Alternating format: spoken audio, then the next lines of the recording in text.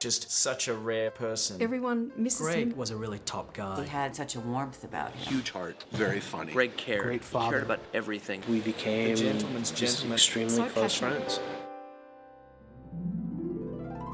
Gregg Hoffman was the first person to find the Saw franchise and brought it to Oren and myself. I was in my office, and he came in my office and said, "Stop, hang up the phone, turn off your computer." And he said, "I want you just to watch. Give me 8 minutes. I want you to watch something." And he sat us down and said, "You guys have to watch this.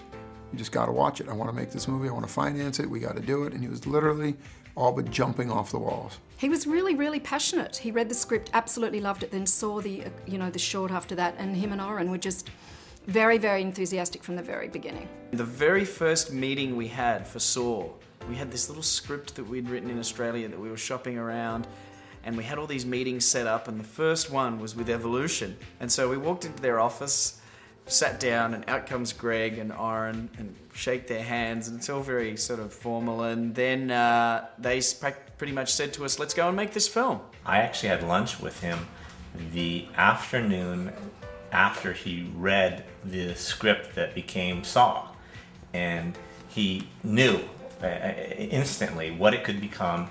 And in between bites of his meal, it was him making the deal. For a first-time director to be successful with a finished product, they need to have a really, really strong producing partner. They really need to be surrounded by a great crew. They need to be surrounded by a great department. And that happens as a result of having a really, really strong producer overseeing them. Gregg was a fantastic producer to work with, and more importantly for me, he was extremely supportive. So Gregg really did put me at ease, I think, and that's definitely, a big part of who he is. People love to work with Gregg. Writers love to work with him. I love to work with him. He viewed work as joy. He loved his job. And he was great at coming up with stories, and he was great at motivating people. Gregg was one of those people that you immediately felt comfortable with. There weren't any airs. He had a great sense of humor, and he was a terrific energy to have around. The night Saw came out, myself and James and a few of the people from Lionsgate had rented a Humvee limo. It was pretty tacky. And we were going around LA in this monstrous vehicle, whatever you want to call it, this tank, looking at all the theaters to see if people were lining up for Saw.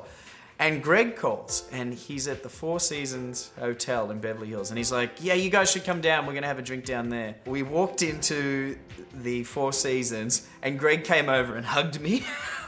And for Gregg, I was like, oh my God, this is the Hollywood version of We Did Well. Gregg's best quality would have to be he was always looking after you. I mean, between Saw 1 and Saw 2, I'd see him and say, "I'm going off to an interview for a film." And without a beat, Gregg would say, "Who do you want me to call? What's the producer's name?" And I mean, he would drag the name and number out of me and call them up. I mean, everyone had their contribution, and Gregg made sure you were appreciated. One of the things that's special about Gregg is he seemed to have his life in balance, and both with his work and his family and things like that. So his energy, his understanding about what was important, that's kind of the stuff I remember. If I could boil it down, Gregg loved two things. He loved his family, and he loved making movies. And his loves were in that order. Saw 2 was shot in Toronto, and I remember, it was just a regular schedule. Every week for about 14 weeks in a row, he'd leave Sunday night and fly back on Friday night to see his kids, spend the weekend with them, and then leave again. He was always talking about, the family and, his wife and the boys, and, calls home and what they were up to, and comparing okay, where are your kids today at this stage? We all have kids kind of in the same age, so it was always kind of comparison shopping.